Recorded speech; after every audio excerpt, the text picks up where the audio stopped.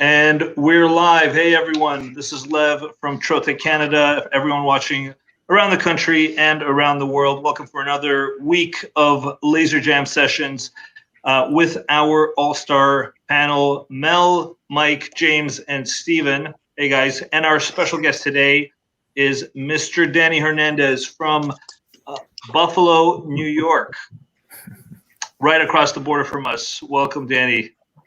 Is it Dan or Danny? What do you prefer? I'll answer to either one. It doesn't matter. Dan's better, shorter. Yep. I normally answer to Michael only when my mother says it, right? Right. So Danny's only when your mother says it. Right. Daniel in that case. Daniel. We call Mike my lord. My lord, sir. Oh man! So Danny owns D-Nice Customs, which is a shop out of right downtown Buffalo. So Danny, we're gonna, I guess, the first 10-15 minutes, we're gonna talk about your business. First of all, how did you even get the name D-Nice Customs? It's actually an old gamer tag I used when I used to play like PlayStation back in the day. Can't remember where it came up from, but I was just nice with it, so I just went with D-Nice. Okay, very cool. So I'm going to show people your Instagram. If you want to tell us a bit about your business, so where did it get started? How long you guys been in business in general? Yeah, D-Nice Customs was a part-time thing. I started officially, I think, in 2014. I did start originally hand painting sneakers and doing graphics like that, and that morphed into getting a stencil cutter, making stencils, and then making hang tags for people. And then just those products evolved into better quality or better services that I'd offered. And I don't even have the time to paint sneakers anymore. I'm just a full-blown custom print shop, sign shop. I do a lot of stickers, banners, and wraps. So it's a custom shop. I don't specialize in one thing. I kind of tell my customers, if, present me an idea, I'll see if I can do it, and if I can't, then we will figure out how we can. Well, that's very cool. So, by the way, if you guys are in the chat, have any questions for Danny about anything we're talking, just put your comments there, and we'll ask him about it. So, when you say hand paint, do you like spray paint? What do you do for hand painted sneakers? Like those are from a buddy of mine, Brad. I actually made the box for him, Game of Thrones stream box. And so it's either hand painting, airbrushing is usually best with acrylic paints. Spray paint really wasn't hold up. It's, they also have to be worn, so it's a longevity thing. Right. Wow. Okay. And so I guess the next question, where did you come up with the idea for the business? Like, where did it get started? Like I said, it kind of just kept morphing as the time has gone on, just offering more products. People seen me, basically seen products that I was using on my own shoes or customer shoes, and then offered, asked if they can buy them. And then that turned into, selling and offering those products, but wanting to also get a better quality out of them. So that led to, purchasing different machinery to do different items. Those are a big seller, to hang tags right there. Someone use their logo. Instead of painting it on the sneaker, they can just use it as a keychain or a hang tag on the shoe. Oh, I see. Cool. By the way, guys, from the panel, if any questions for Danny, just let us know. I'm gonna kind of go through these. And I mean, how did you grow from when you started to where you are now? I think. Honestly, I mean, I prefer to grow organically, so slow, nothing too crazy, but just getting quality products out there, getting them in the hands of customers and buddies of mine, and seeing what they think, and making changes along the way. But that slow grow has allowed me to refine the process, dial in the quality. I've always been about top quality products. If I don't let it leave the shop if it's not quality. So that that's attributed to the growth of the business for sure. Mm-hmm. And what about lasers? Where did you hear about lasers? I mean, what applications do you use? First of all, tell us what laser do you have? I mean, is it just one Trotec? Do you have anything else? Yeah, my first laser was a Speedy 100. I've since upgraded as well to a Speedy 300. I would like to get a 400, maybe 500 if I have the room eventually, but just something to help process jobs faster. Oh, very cool. Okay, and where did you hear about them in general? I mean, you said you were hand painting them before. Yeah, I think when I was in architecture school, I think we had a lab that had a laser in it, and we didn't get to use it much. It was old, but I've seen them here and there. But one of the biggest things was back to hang tags. Originally, when I was making hang tags, they were only square, and I was buying like stock square sheets to print on of a thin kind of credit card material, plastic. And but I wanted them die cut to the shape of the item. And doing it on a vinyl cutter would have just been a lot of wear and tear on the machine, a lot of blades. You can't get a real thick quality product. So I started researching lasers. The Glowforge was actually one that I backed back in the day, but it was just they kept missing their deadline as far as getting us the machines. And I was at that point heavy into research and missing opportunities. And then I just started researching, real lasers. And then I came across Trotec and a couple other ones. And I went with Trotec just because of the speed. I was intrigued by the ceramic core. I didn't want to have to deal with any water chillers or any other, components like that some of the other lasers have. So, I bought my first one, drove down to Florida, picked it up, and been running with it ever since. Wow. I don't know if you scroll further down on my page, I actually have a homemade exhaust system I built for it because I was just in my 1-bedroom apartment at the time. And the exhaust system was pretty impressive. A lot of people liked the way that I engineered that to work out of some Tupperware boxes and stuff. And it worked really well until, I don't think we want to show that, Lev.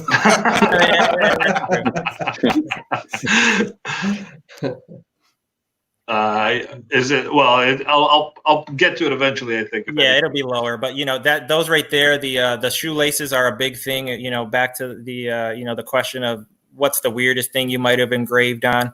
I don't really have any weird stories. I kind of implemented on items that I've never seen before. So the shoelaces were definitely a challenge to figure out. Those are leather shoelaces. Sneakers in general, sticking a shoe in there and trying to get it level and trying to get the engraving consistent is always a challenge. And just figuring out ways to do those, Very cool. And I mean, we generally get this question about pricing jobs. I mean, almost every single week, I think. How do you, obviously without getting into too many details, how do you price jobs? I mean, all the jobs are custom, I guess, or do you have like specific? Actually, you do have specific products. I'll show you people your Etsy store. But I mean, how do you price jobs on the general products that you sell versus the one-offs or the custom ones that people come to you? Yeah, pricing has always been a challenge. They kind of call up your competitors and see what they're doing, but it's like I'm doing so much custom items that I'm the only one doing them, or there's not much out there. So I try to really just figure out what my time into it is, what the product and materials are, and what I'd be happy with. And sometimes it's an experiment, and sometimes I take a loss, but you try not to do that too much, but get the experience out of it, and then price accordingly after that. But I do like my prices to be affordable. I want to sell products. I much rather get more products out there than sell less products at a higher price, but rather sell more products at a lower price and get them in the hands of customers for sure. Well, yeah, go ahead, Mike.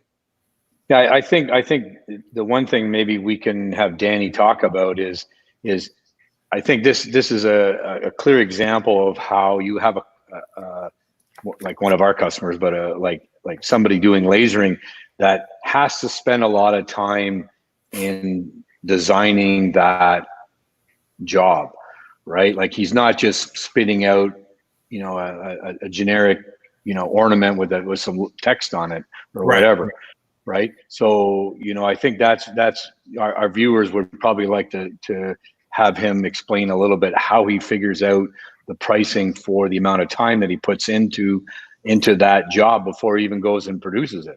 Right? Yeah. So, I mean, I have an hourly rate that I'm comfortable with making, for my own personal hourly rate.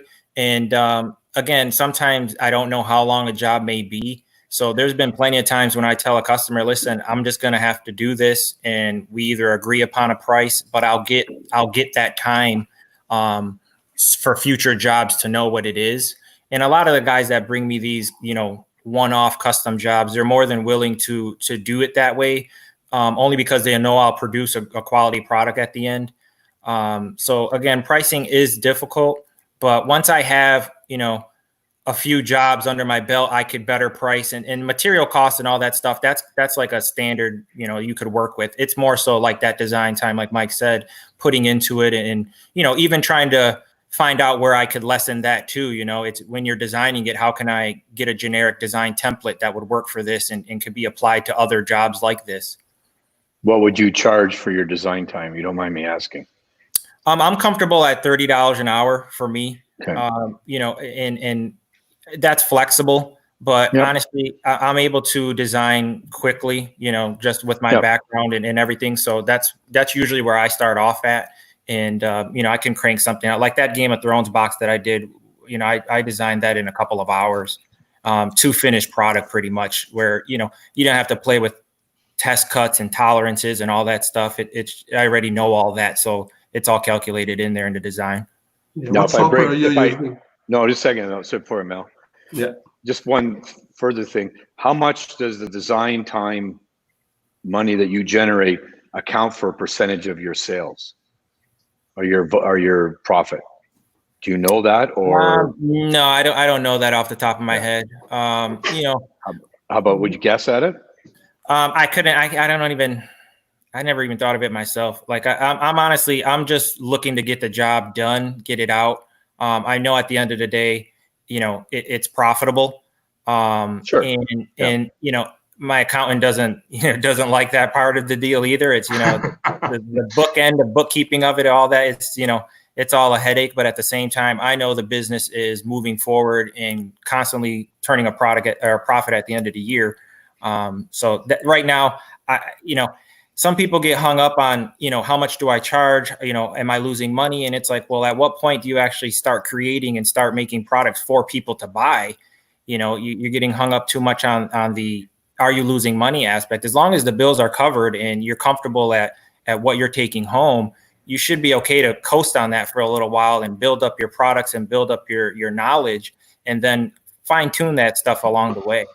Yeah. And I'm only asking because I think that a lot of times, as we've discussed before in the channels, that people don't account for the time that they take putting into the design, the setup of the product. And you're a good example of somebody who has artistic abilities, who has to design a lot of things that are one-off. So, you and to a certain point, you have to be reimbursed for that time. What it is, that's up to you. But I mean, it's good to see that you are making some money out of that. It's a good example for a lot of other people to realize that not only should you be making money from your machine, but you should also be making money from the time that you spend generating the design of that product or the setup of that product. Oh, absolutely. So, I mean, the machine has to pay for itself at the end of the day. So, as long as it's making its monthly payment of any machine that I may have, and then I'm getting paid to a wage that I'm happy with, and then material, products, costs, and all that stuff is taken care of. I'm perfectly fine with that. Good. Mel, you wanted to? No, I'm just curious. Like first, I just want to find out what software you're using to design your stuff. And number two, I see a lot of expensive stuff here. Like those shoes, I know how much they cost. Like you got an Ultra Boost in there, the Jordan 4s. Those are really pricey stuff. So how do you account for like risk factor when you're doing one-offs like those? Yeah, right? Risk factor is huge. There's a pair in there that's about $4,000 that I engraved on some off-white Jordan 1s. And those were for a buddy of mine. And, again, I just tell him like, listen, man, this is not leather. It's a composite material that they're using now. It's going to be an experiment. I'm going to do everything that I can in order to, minimize the risk of messing it up. But at the end of the day, it is an experiment. And, that's the risk that I'm taking. I don't have them sign a waiver or anything, but I just really make sure that they understand, what could potentially happen. but they trust me enough to, let me go forward with it. There was a pair of, back to the painting sneakers, there was a pair of Kanye West sneakers. They were about $6,000 at the time. And a guy wanted me to paint. Yeah, he wanted me to repaint the midsole in order for him to resell them. And it's like, yeah, I'll do it. But, again, same thing. It's like, this is the risk we're taking. But at the end of the day, they worked out great. And I honestly think I've only messed up one pair of shoes, and it was a personal pair. I usually try to whenever I get into experimenting and testing, I'll run testing on personal pairs or loaner beater pairs or anything before I do it on a customer job for sure. So just look for the guy walking around Buffalo with beat up odd painted shoes or whatever. Danny. Yeah. I got a few pairs around here. They just got all kind of laser marks. They got all kind of testing, just because that's what it is for. It's like I get my settings correct on that. Switching over from the Speedy 100 at 40 watt to the 300 at 80 watt, all the settings are different. So it's like, okay, I got to start all over with all my base settings and figure them out again. Yeah, that's actually a pretty good tip. Like any application that involves really expensive stuff, always test it on a sample material before you actually try to hit the start button on that one, right? Oh yeah, absolutely. Mm-hmm. Yeah, there's a few questions here from the audience. Danny, Trophy King's asking composite material, is that PVC? Do you know? Like you mentioned composite material on the sneakers. Oh, nah, that particular shoe, I don't believe it could have been a composite material. Whether it was PVC or not, I had no way of testing it. I know that's not. I mean, you know that, yeah, we shouldn't be generally putting PVC in the lasers. No, for that particular shoe, I just went and ran it. A little bit isn't going to hurt it, but at the same time, any other materials that I have enough to test, I certainly do the burn test on them, make sure that flame isn't green. And then we go from there. There are some materials that I have to turn away that do have PVC in them. And Tekena is asking what model machines are using. So Danny mentioned he has the Trotec Speedy 300, and you started with the Speedy 100. So you have two right now? Yes, yeah, I do have both. Yep. Perfect. Trophy King's also saying, how big is the drawer which holds all the misprints and mistakes? Not too big, honestly. Like I said, I try to mitigate that as much as I can. So there's only a few pairs of shoes that I have the misprints and mistakes, but those were early on. Once you get those settings, they really don't change. Hey, how do you think life would have been like, if you wouldn't have went with Trotec and would have actually continued with that Glowforge? How do you think? Self-promotion there, James? Well, I know I'm genuinely curious. Like, where do you think it would have taken you? Would you have been able to do the same stuff?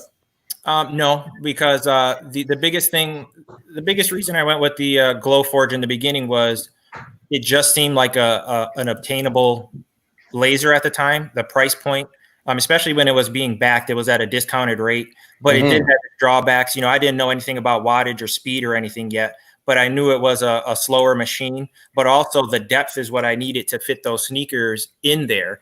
And it didn't have that. So before I even got the machine, I was already thinking of ways to modify it, whether I cut out the bottom of it so I could put it raised up and have the shoe exposed, figuring out some kind of exhaust system for it. It would have been, life would have been a lot harder with it. And it would have got to the point where I like buying machines that I grow into versus buying what I need right now. And it would have been something that if I would have gone through with it, I would have already been behind and past it, and I would have been upgrading to a bigger laser anyway. Yeah, interesting. Okay, cool. Yeah, so I pulled the plug on that, and then I started researching, and then eventually found the 100 that I purchased, and went from there, and it did everything I needed it to do. And then I did, within a week of figuring out settings and figuring out how to use it, I was like, I already want a bigger one. I want a faster one, a higher wattage. Gotcha. Yeah. Have you ever done any Chuck E. T's, the cloth ones, the cotton ones? No, I've done some leather patches that kind of go on the logo of those. You just dated yourself, Mike. Yeah, Chuck I mean, Taylors, man, like holy. yeah, Chuck Taylors are still popular. I've painted some leather ones. I've painted the cloth ones, but I haven't engraved on any. No, not yet. Cloth ones come out really nice because they go white, right? A lot of times. Yeah, right? that was my Oh, do first basketball shoes. It's really hard to play on those. Yeah, I was gonna say Oh, they're no, terrible for support. grade 9 and grade 10 was like Yeah. was those, and then grade 11 I spent all my summer money I earned, and I went and bought a leather pair of Adidas. That was like a huge thing on the basketball court, was to have leather shoes. It was a big deal. So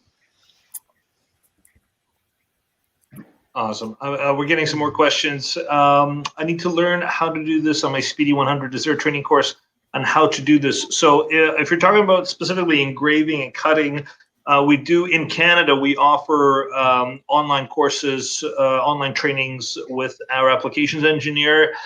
So if you're in Canada, just reach out to us. You'll see we have our contact information at the bottom of this video. If you're not in Canada, I would suggest just reach out to your local Trotec representatives. Depending if it's a subsidiary or a distributor, they can show you what kind of training they offer in the local countries. Stefan Jerome actually has a good question. It was part of my question I was going to ask Danny. Are you doing any stuff for COVID, face shields, sneeze guards, that's the kind of stuff? No, I haven't got into any of that. When that all first hit, business did slow way down, and I was exploring into possibly doing that. I had a couple buddies reach out, and it was more so me supplying them with the cut materials of whatever it may be. But their end never worked out. I did cut a few masks for friends and family and stuff like that, but it never turned into anything greater than just that. And then, business picked up and it's kind of been spotty here and there. So I just didn't have time to research it and get into it. It's not a material that I normally stock. So it would have just all been brand new to me as well. Perfect. Perfect. Oh, I really like that one. Yeah, those are some of the first sneakers that I did under D-Nice Customs way back then. So did you actually cut the bandanas and put No. The bandana is just there for effect. That's all hand painted on the Wow. suit. Yeah. Wow. And you actually mentioned to us earlier that you have a Mamaki UV printer. Correct. How long have you had the printer? That one I'm coming up on a year. And the whole reason on getting behind that was, again, back to those hang tags that I made. The biggest job I've ever did with them. They're a keychain like hang tag. They're about 2 inches. I did 700 of them. And what I was doing back before the UV printer was printing them on my roll-to-roll, a vinyl cutter, cutting the blank in the laser, manually mating the two, and then, shipping them off. It just took entirely too long. And, that's one of those lessons. It's like, hey, I took the job, I learned, it allowed me to see what the pitfalls may be and then start researching a different machine that can get this done quicker. And then that machine not only handles that job, but also opened up the door for so many other, UV printed jobs in conjunction with the laser and all of that. I love these, by the way. These are awesome. Yep. Yeah, those are a buddy of mine did those. I bought that pair from him. That's his signature style shoe. I cut out all the leather for him. He made the dust bag from scratch. I have those in the shop here. I'm also a fan of sneakers and the artists that do them. So I back a lot of my buddies and friends that, do the same thing as me, just to get their product out there even more so. Very cool. But by the way, if you guys own a Trotec and want to be on this show as well, just reach out to us and we can make that happen. LCD is actually asking you, Danny, what model of I guess the UV printer do you have? It's Mamaki MK2 6042, I believe it is. 6042, yeah. Yeah. And you mentioned before to us that you just got the Vision camera system. Yeah. So I bought that at the Vegas show right before COVID hit, and I wasn't able to get a technician to come out here. I had asked you guys on a previous episode of this how difficult it was to install the camera, and I dove into it. It wasn't too bad. The PDF can use a little bit of updating, but it went in there no problem. Oh, so you installed it yourself? Yeah. Yep. Oh, cool. Awesome. So for anybody that doesn't know what the Vision camera system is, Danny, do you want to kind of tell us how you came about it? how it works in your mind as a customer? It's basically, when you're getting into print and cut, I'm used to it with my roll-to-roll vinyl cutters. You print on one, laminate it, cut, and the registration marks will allow that cut to be spot on every time. Manually doing it is possible, but it takes some time. It takes, a lot of setup time. And if you have a job that is repetitive, it's not cost effective or time effective. So, I already have the machine that could print the material and do the registration marks. I just needed the camera system in order to read them accurately. And, that's exactly what the vision system did. And, as soon as it got set up, I used it for a job and, it just went so much faster. Very cool. So you only had it for a week, but you're happy with the camera there. I'm just showing the video how it works. It reads the registration marks and then cuts. So you're happy with it at this point? Oh, absolutely. I mean, I researched it heavily. I paid attention to it at some shows. I actually went to one of your Chicago locations and did a demo on it not too long ago. And, it's just the accuracy of it and the speed of it is just amazing. It still, baffles me how fast and accurate it moves. And, I knew it would work for my application. It was just, getting it installed and going from there. Sorry, and what materials do you use with the UV print? Is it paper or acrylic or? Yeah, I print on everything. Leather. Leather's a big thing. You print on leather. Wow. Yeah, on my Instagram, there's some leather pieces that I would print the sheet of leather, and then people would actually take that and turn into a shoe. But I do wood, acrylic, plastics, paper. If it'll fit in the machine, it's got a 6-inch depth too, so it could get printed on and go from there. Very interesting. Yeah, interesting. The Air Jordans right there on the bottom left, underneath my logo. Yeah, right there. Those are $4,000 pairs of shoes that I engraved the heel and the sole. So those are the ones that I was talking about. That I was just like, hey, it's an experiment. It's not leather. It's a composite material. We'll see how it turns out. I do my testing and everything to make sure. I use the blue painter's tape to make sure my alignment's all right, and then, give it a go. Very It's cool. interesting, Lev, on that cutout when you were showing that video of the camera system, how they have a piece of pre-mask down on the table and then the holes cut out. Yeah. And then they just set that piece into the hole. So you see the masking all around the outside. And then the hole that's cut out on the grid, it fits the piece. That gives you that maximum downdraft on the table. Oh, right. All the white stuff, like around the. Yeah, it's there to masking. The masking here. Yeah. Actually, we have a question about is that vision camera system purchased through Trotec? Yes, that is a Trotec camera system called Job Control Vision. So if you're reach out to your local country's Trotec rep, and you can get that vision camera system as well. Awesome. I have some more questions for you, Danny. This is going really well. So what type of customers buy from you in terms of demographic, age? Is it all personal? Do you sell to other businesses? As I don't know, promo items for corporate events or that sort of thing? What kind of demographics? Yeah, I mean, I try not to turn away any job. I do wholesaling. My demographic in started off with just, basically the sneaker community and what I brought to it. And then I kind of started in reverse order. I sold mainly online and had an online retail store.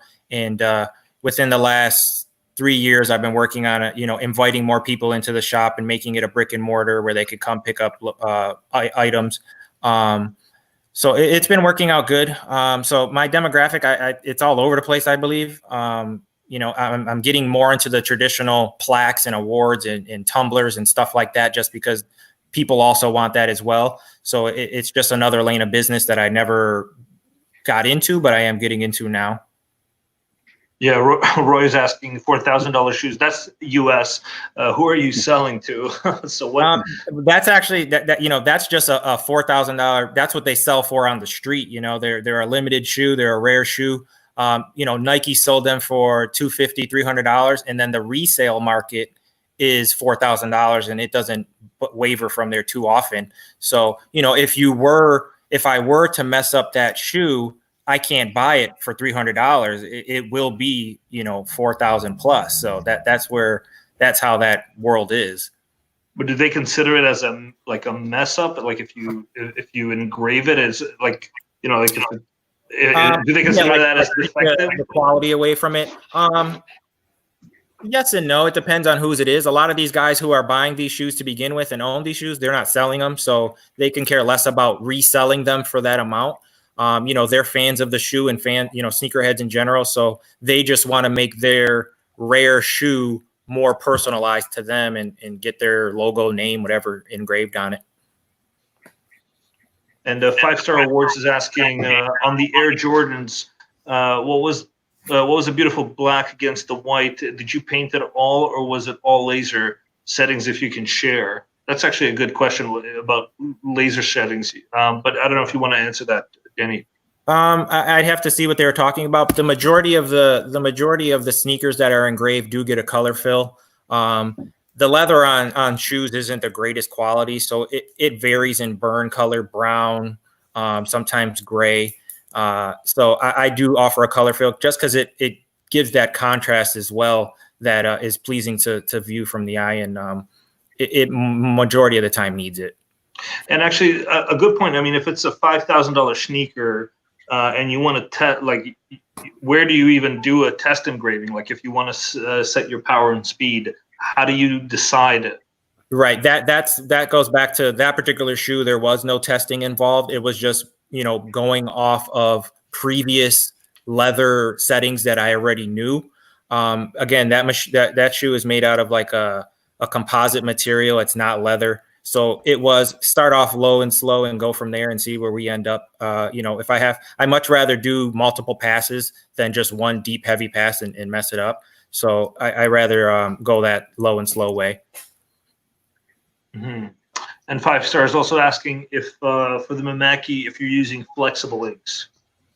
If you know, they offer three inks. I'm right in the middle of the road. I print on so many different things. So I went with the I believe it's 120. Yeah, ULS 120. I guess what I'm wondering, Lev, is Danny seems like a really talented artist. So I'm wondering if he's one of those guys that are doing the buildings, on the side of the railway cars and everything like that. Like, is he good with the spray can and everything? Street art, yeah. No, do you do any street art? No. I would love to. I would love to have picked that up, but my background is in my background's mainly in architecture, applied design. I've been into arts my whole life, so just a culmination of all those things led to me where I'm at now, and using the programs that I use and having that knowledge even before getting into lasers and stuff like that.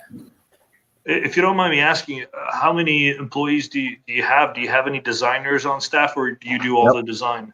No, it's just me. Oh, it's just you. Wow, that's pretty incredible.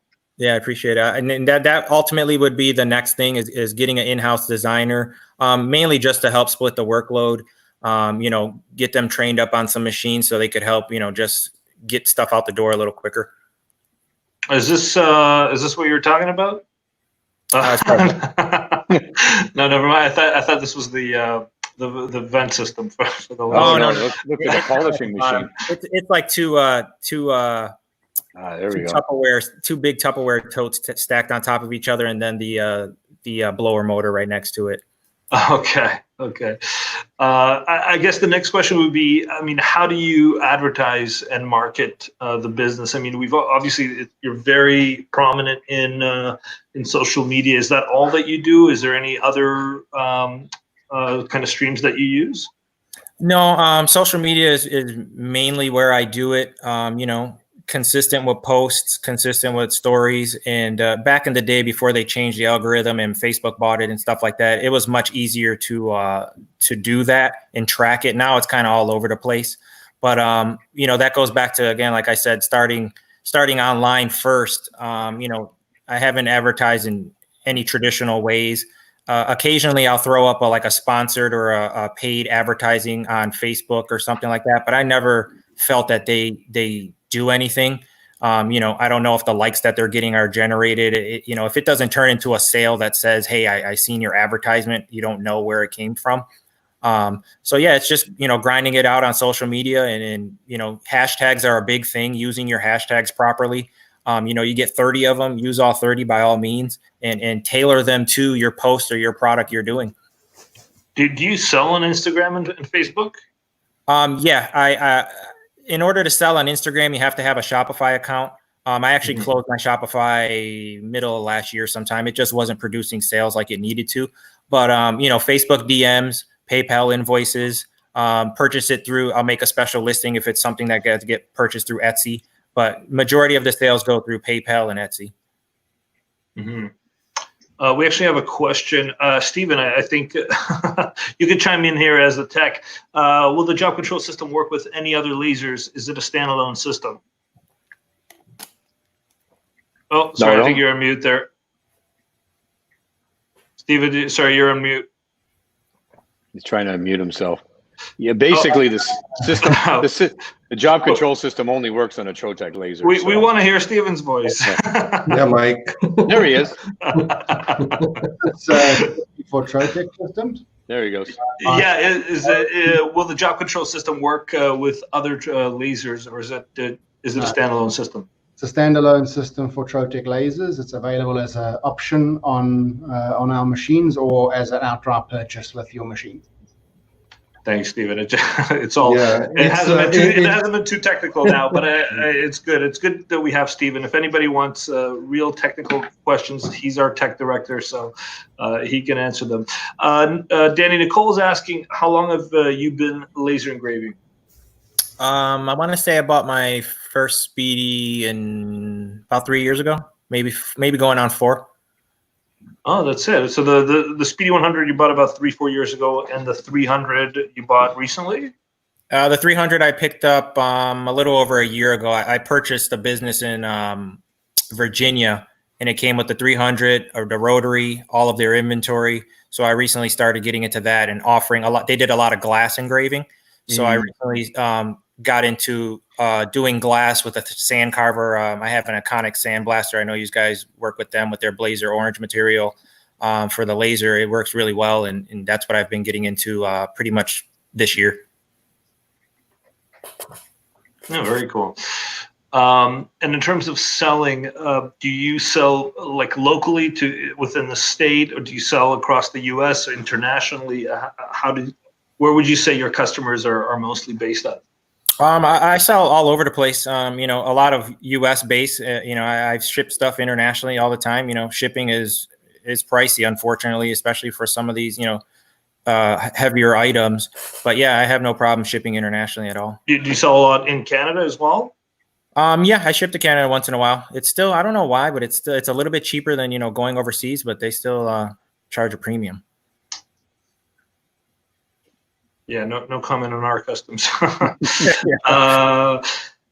And then, so, I mean, would you say 100% of your business comes from online? Is there any kind of walk-in business? Do you do any kind of events? What percentage would you say comes from online business? Yeah, 100% for sure. I was actually, my plan for this year was to start going to more local craft fairs and getting a foothold in local, Buffalo is a real crafty town. We have all kinds of different craft fairs and events where, you could set up a stand and products like I do would sell. So that was my plan, but, COVID changed all of that, but that was my next move in doing more local outreach like that. But everything, whether it's social media or email or, I don't have a business line. So all the orders are coming from online in some form. Mm-hmm. Is there any kind of trade shows for custom shoes or Oh yeah, yep, yeah. SneakerCon is a big one. Sorry, what's the name? SneakerCon. Oh, SneakerCon, and is that like in a city in the U.S. or is that across the U.S.? No, they go all over. They go international too. I haven't been one to a little while, but it's basically a trade show. It's a convention for people to sell, buy, sell their other products. I've been to them before. There might be some pictures in my Instagram of the booth and stuff.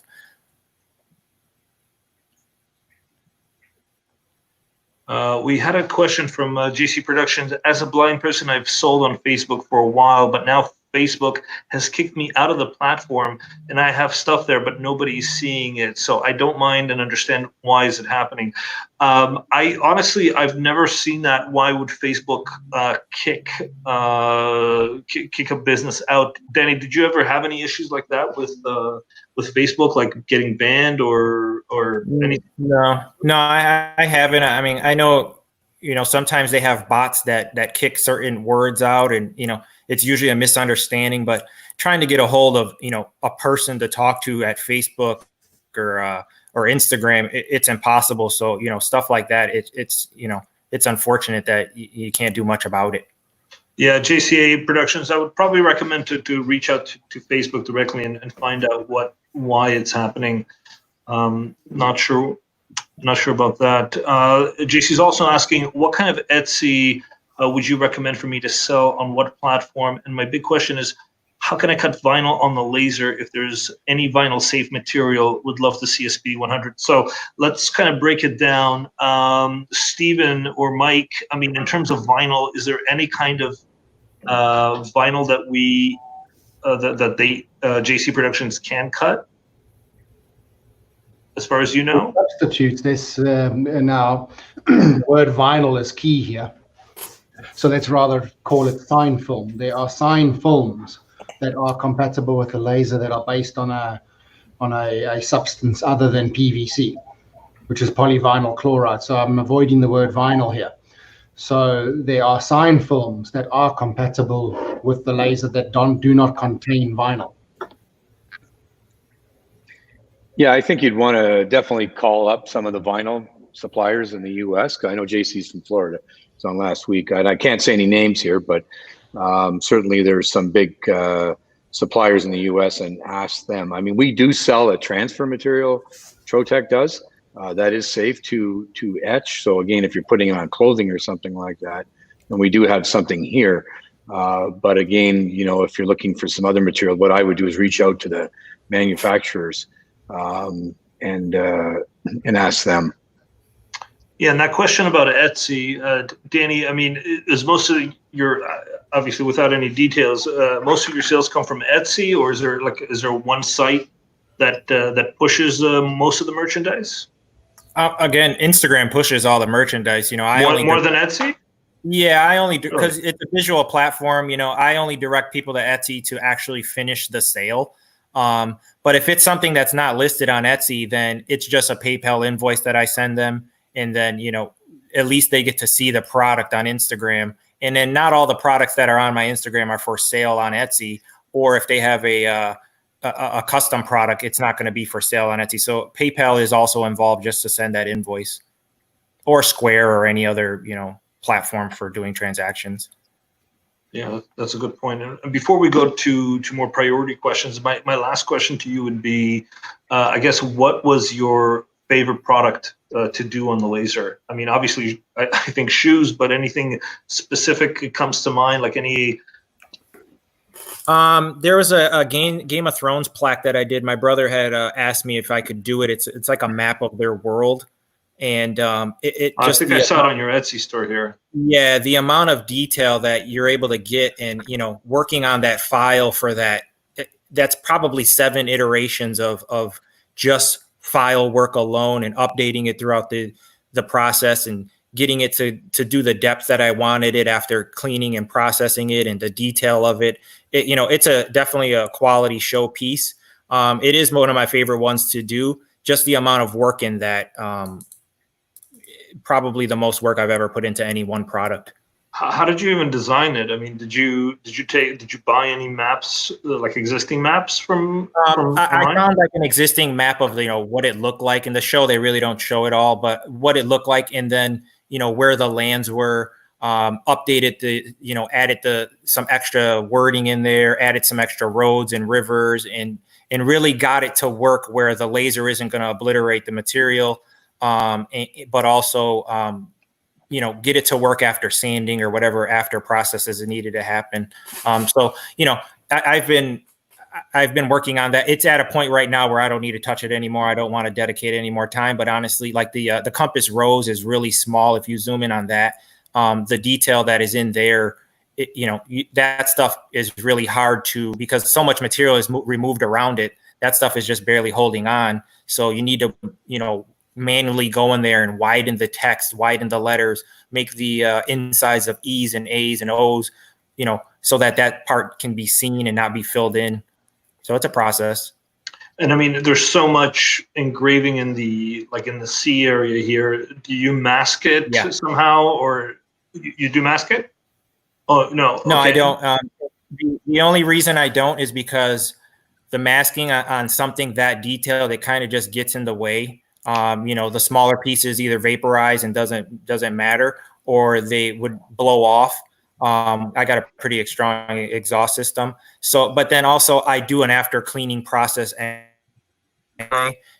and so that usually, there's no reason to mask when I already plan on doing that. You wouldn't get the results of how this looks with it masked. You would still have to do something to it. So I just eliminate the mask, but I do mask a lot of stuff. It is helpful.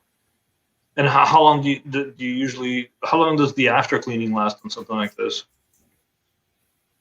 Like you mentioned after cleaning, what I mean, in terms of sanding it down, what do you usually do with this? That's a pre-made. Can you say that plaque. again? I don't know what happened. The connection was cut cut again out one more time. No problem. I was going to ask, how long does it take you to do the after cleaning, and what do you do with the after cleaning? Is it just sanding it down?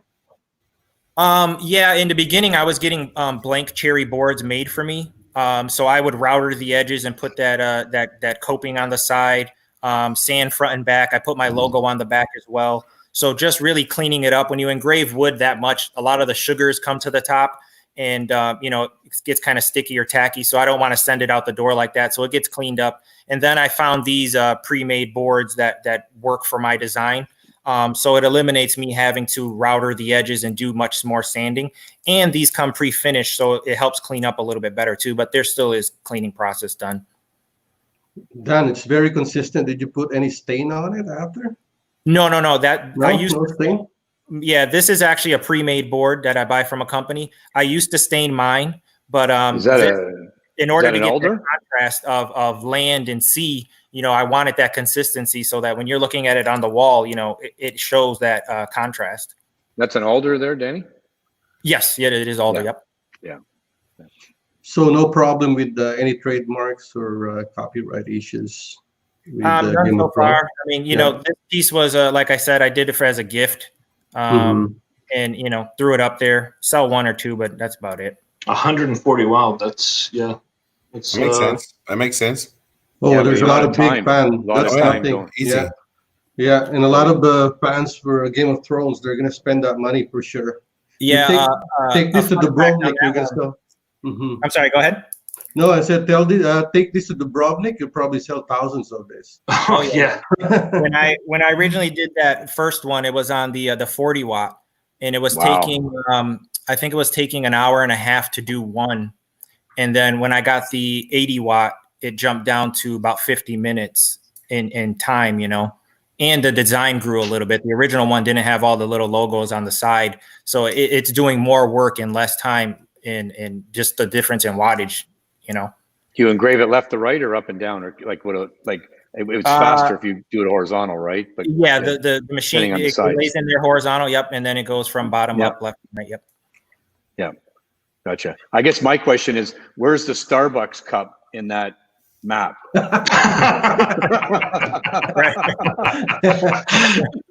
There you go. James got it covered. Oh, have you considered selling these kind of items like the Game of Thrones map to, I don't know, memorabilia, like other businesses as opposed to consumers, like memorabilia shops or anything out there like that, like so you can sell it en masse versus one at a time on the web? Yeah, I mean, I haven't. It's not something I explored. If you go back to my Instagram, there's those houses that I engrave. Those I do sell in mass. I work with some local realtors, and every time they sell a house, that's their closing gift to their customer. Oh, cool. And those sell really well, and those keep me busy all day long. And they've been really good on the laser. Lev, go Yeah. back to that picture of the house. Sorry. The house, this one? Yeah, just look at the amount of hashtags he has in Instagram for the product, Yeah. right? Which is what Danny was talking about earlier about putting tags up there that are appropriate for the product, and he's got a number of them there, so people find him. Right. Like I Right. said, you get 30 hashtags. The best thing you can do is tailor them. There's some generic ones in there, but tailor them to what you're posting would help. And you never really want to copy and paste your hashtags for every item you put up, because anyone searching those hashtags, they're only going to see, that item, those items under those hashtags. You want to mix it up a little bit. In there's at least 3 or 4 different trades that I call out, because it's that universal. Anyone could, buy this, and it doesn't have to be just houses. I got some portraits I do that sell really well, and gifts, it's endless on what you can do with it. Yeah. So a question there, Danny, are you, every house that you're doing, or you're cutting out the background then? Because to me, that's always the best way of doing it. Right? Yeah. What you've done there, right? I followed some of your YouTube videos, Mike, on, how you process There you go. and trying to figure settings that work best for me. And it's really dependent on quality of the picture to start with, your skill in photoshopping it, and then the laser does the finished product, but a lot of time goes into the artwork setup. And if you don't mind me asking, how much do these run at, like in pricing? I buy the I think this is Alder as well. I buy these bulk. Yeah, I'm able to pass that savings on to the customer. So I sell these for $65 US. 65 US. Yep. And then if shipping's involved or anything, obviously, we'll add that in. That's about 250 in Canada, right? No, I mean, you can technically make an entire business just doing this, just having a website for What these, is the price, Dan? What size is this? I want to say that's 9x12. Okay. 9x12. I was going to say 9x12 is what it looks like. I would say, yeah.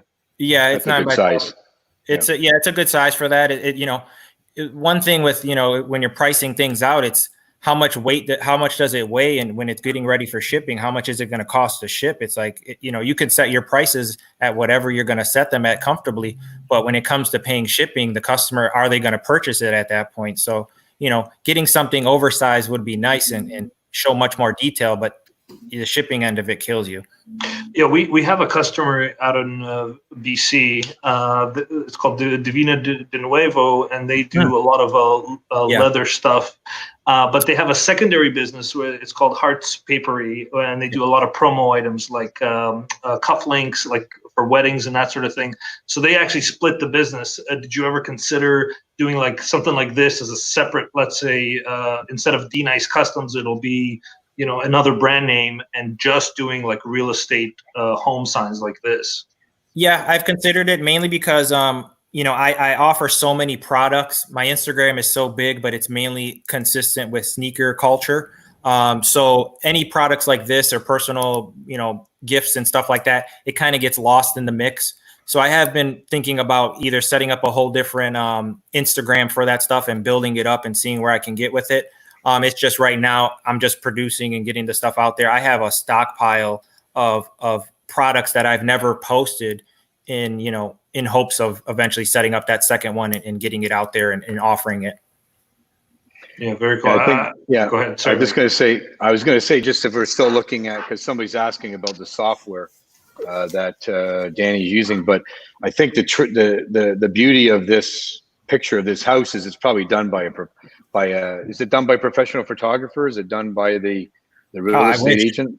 No, I wish. Oh, it's okay. One of my requirements for them was to obviously supply the picture for me, but I would prefer them even taking it with a higher number iPhone or a new Android phone would be much better than what's usually on the MLS or online. Yeah. And they just don't have the time. They're crisscrossing the city or even further out to go get those pictures. So majority of the time I'm stuck with MLS photos, and it's like, I don't have, I'll Google the address and try to see if I could find a better image, or if they just sent me one that wasn't that great. Majority of the time I end up changing it. But that again is where the editing comes into play, and really using Photoshop or Illustrator and getting those tones out in order to get them engraved properly. Because if I were to just engrave this on regular image, you won't, like, it always trips me out to see the address on the wood or the stars in that flag. It's just like those little details get lost in the engraving if not properly set up in the file. Yeah. And that's the nice thing about alder is it gives you a really nice nice dark background, and you have that light front, so you get good contrast, which it looks really, really nice, because there's not really, other than just cleaning the plaque with a damp cloth, that's really about all you have to do, right? From a finishing standpoint. Yeah. Yep. Yeah. And then again, with the editing, sometimes I'm removing a tree, I'm removing a car, I'm removing power lines, something that doesn't look good in the photo, but it's too big and it covers up this would look like terrible if there's a big tree trunk cutting through half of it. You wouldn't know what it is. So sometimes I have to, take that time to actually go in there and draw a window, draw a siding, and patch the artwork together in order for it to look proper. How much time do you think you normally take from the time the customer's calling for this to the time they got it in their hands? How much time do you think you spend producing this from sale to delivery? For one of these house plaques? Yeah. Yeah, I could turn them out. I usually have him come pick up like 5 or 6 at a time. So when I just do batch editing, I'll bring them in, I'll edit them all, and then I'm just running them on the laser as they come off. So I could edit one of these photos, and if it doesn't need like major work, I could edit them within a half hour and get it ready on the laser. Mm-hmm. What's roughly the engraving time on these? Just about, like, is it 15 minutes? It varies, obviously, but I would say 15, 20 minutes for the front, and then with the text and everything. I mean, the house itself it's a very light surface and etching. You don't want to go too deep. You don't go too deep. Yeah, the text and everything, and then I don't think I have a photo of the back where I put the realtor's logo and information. All that is a lot deeper, just so it hits harder. But that's just solid, black. Everything else is just monochromatic and everything. So it goes pretty fast. Mm-hmm. And sorry, what software are you using for the design? Is it Illustrator? Yeah, I use so many. I use Photoshop, Illustrator. I haven't got into Corel Draw. It seems nice, but I use FlexiSign, AutoCAD. Anything I can do to get vector line work and stuff that I know my workflow is a lot faster in. And we actually got a question to LCD. I think he was talking about the Westeros map. Is that only one run deep for the map? One run, yeah, yep. That's all, just one pass. One pass. Wow.